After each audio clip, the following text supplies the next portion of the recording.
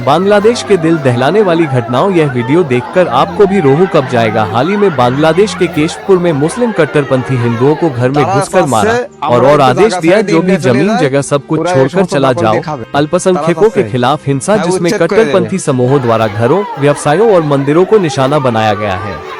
पीड़ित हिंदुओं समुदाय को देश छोड़ने के लिए मजबूर करने और जान से मारने की धमकियां दिए गए हैं। पुलिस प्रशासन ने साफ साफ बता दिया है हिंदुओं के लिए कोई कानून नहीं है बांग्लादेश में। कट्टरवादियों जो कहा है करो और ना तुम्हारे जान भी चला जाएगा। सब कुछ छोड़कर भारत चला जाओ।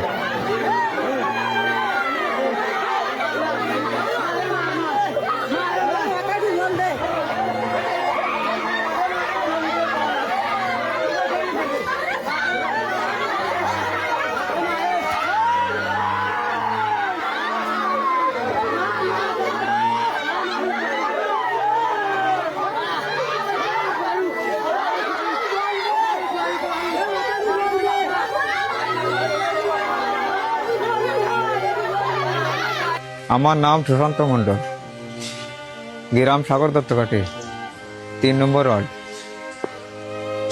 ঘটনা গতকালকে রাতে খেলা দেখার পরে ওই সরকারি স্কুলে চাকরি করার বাদিদা নিরাপদ নাম ওর গুরুতর অতিরিক্ত জ্বর হয়েছে, তার কারণে স্কুলে থাকতে পারেনি। তার ওয়াইফও ছিল, এই যে তাই অমিত এইটি ছিল।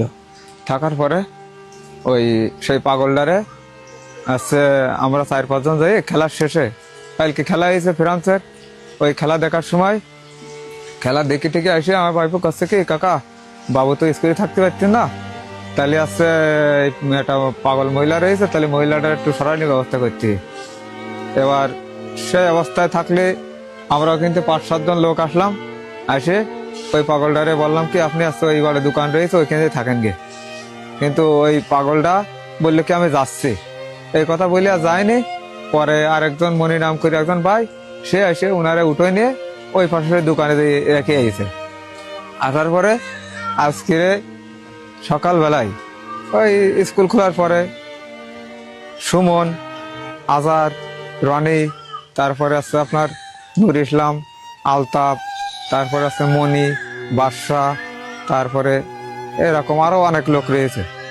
আসে আমার ভাই পরে ওই হেড স্যারের কাছে কৈফিয়ত জারি করতেছে যে অমিত পাগলের তাড়াইছ কেন, এর বিচার করতে হবে, তা না হলে আমার এই কাজ ধরে দেন, আমরা থানা পুলিশের কাছে নিয়ে ওরা ধরা দেবো।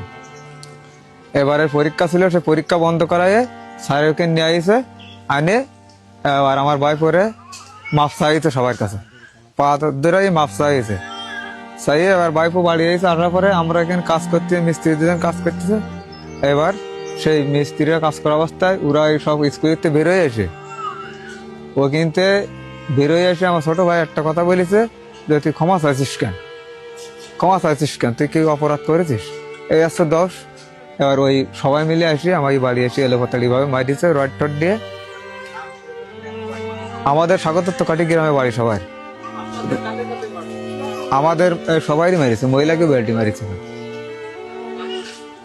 মারিছে মন্ডল মারিছে, মার খেয়েছে, অমিত মন্ডল মার খেয়েছে, নিরাপদ আছে মান্দার মন্ডল মার খেয়েছে, আমার বড় বৌদি অনিমা মার খেয়েছে, আর আমার সুশান্ত মন্ডল আমার মাথা ফাটা গেছে, এই জায়গায় ফাটি গেছে।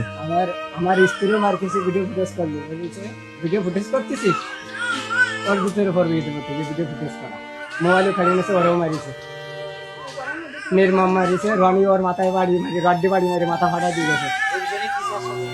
আমরা এ আছে সুস্থ বিচার চাচ্ছি। 5 আগস্টের পর থেকে ওরা প্রতিনিয়ত আমাদের ঘরে অত্যাচার করতেছে, এরকম করতে আছে, প্রতিনিয়ত মারতে আছে আমাদের একেবারে। তারপরে হাড়ি পর্যন্ত দেয় না 3-4 বছর। হ্যাঁ, রাজনীতি ছাত্র দলের লোক সব। তারপরে আমাদের বাড়ি দখল করে ঠিক আছে, খুঁটো মারি পিলার মারি ঠিক আছে, জায়গা নিয়ে কান্দাম না, জায়গা আছে স্কুলের নামে দেয়া, এনে গ্যামদাম না, মানে জায়গা স্কুলের নামে দেয়া, পিছনে একটা বড় পুকুর রয়েছে আমাদের গাড়ির পিছনে। আমরা আছে অভিযোগটা রয়েছে এনতে 1 সপ্তাহ আগে আমাদের আবার ওই রকম হামলা করিল বাড়ি পরে। আপনাদের কাছে অনুরোধ আকুল আবেদন, আমরা সুস্থভাবে এখানে থাকতে পারি সেই কামনা করছি, আপনারা সেই অবস্থা একটা ব্যবস্থা নেবেন।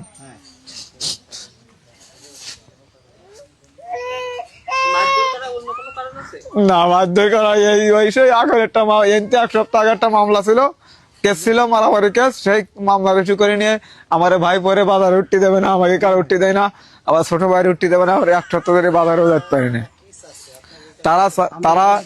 তারা চাচ্ছে আমরা ইনতে জায়গা ছেড়ে দিয়ে ইন্ডিয়া চলে যাই, ওরা এই সমস্ত দখল দিয়ে খাবে, তারা চাচ্ছে। হ্যাঁ, উচ্ছেদ করে দেবে, উচ্ছেদের মামলা।